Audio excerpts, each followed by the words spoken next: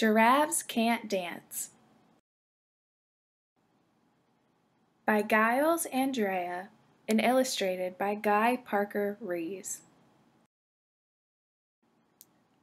Gerald was a tall giraffe whose neck was long and slim, but his knees were awfully crooked and his legs were rather thin. He was very good at standing still and munching shoots off trees, but when he tried to run around, he buckled at the knees. Now every year in Africa, they hold the jungle dance, where every single animal turns up to skip and prance. And this year when the day arrived, poor Gerald felt so sad, because when it came to dancing, he was really very bad. The warthogs started waltzing, and the rhinos rock and rolled. The lions danced a tango that was elegant and bold. The chimps all did a cha-cha with a very Latin feel, and 8 baboons then teamed up for a splendid Scottish reel.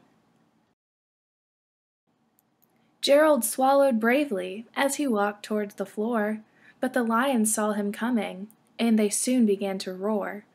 "Hey, look at clumsy Gerald!" the animals all sneered.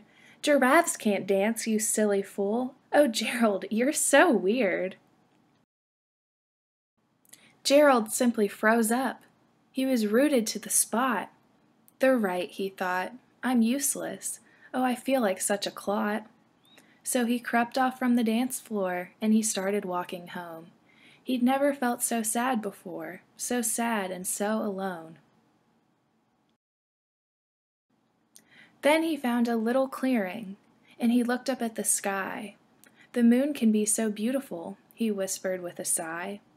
"Excuse me," coughed a cricket, who'd seen Gerald earlier on, "but sometimes when you're different, you just need a different song." Listen to the swaying grass and listen to the trees. To me, the sweetest music is those branches in the breeze. So imagine that the lovely moon is playing just for you.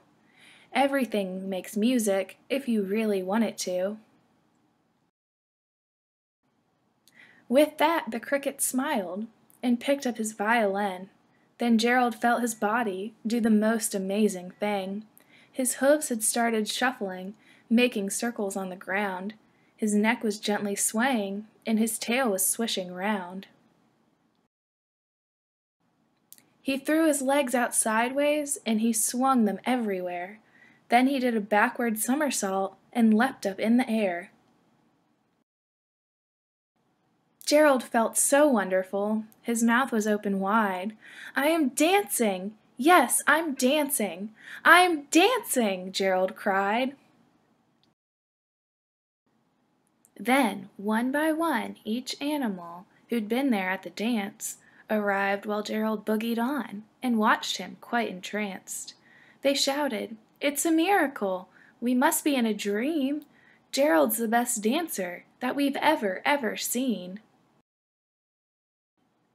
"How did you learn to dance like that? Please, Gerald, tell us how." But Gerald simply twirled around and finished with a bow. Then he raised his head and looked up at the moon and stars above.